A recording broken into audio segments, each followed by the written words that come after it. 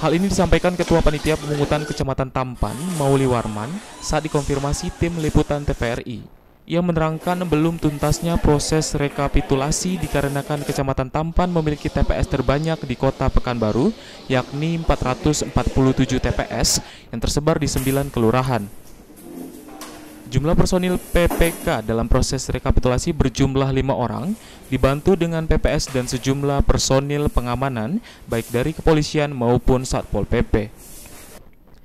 Ia menambahkan proses rekapitulasi yang dimulai dari pukul 8.30 pagi hingga 11 malam ini masih menyisakan rekapitulasi surat suara DPR RI tersisa 4 kelurahan, yakni Tuah Karya, Air Putih, Sidomulyo Barat, dan Sialang Mungu.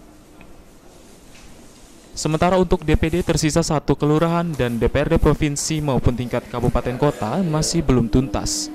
Atas kondisi ini, pihak PPK atas instruksi camat mengambil langkah membuka 3 panel untuk mempercepat proses rekapitulasi dan terus berkoordinasi dengan pihak KPU maupun Panwascam. Alhamdulillah, dari kita mulai tanggal 22 kemarin pelaksanaan pleno, yang tahapan yang telah kita selesaikan yaitu untuk pemilihan presiden itu sudah tuntas, cuma tinggal rekap untuk kecamatan aja lagi.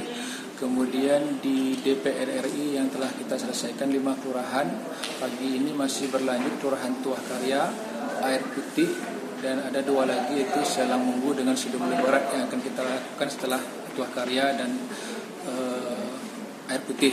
Kemudian untuk DPD masih berjalan, udah selesai 8 kelurahan.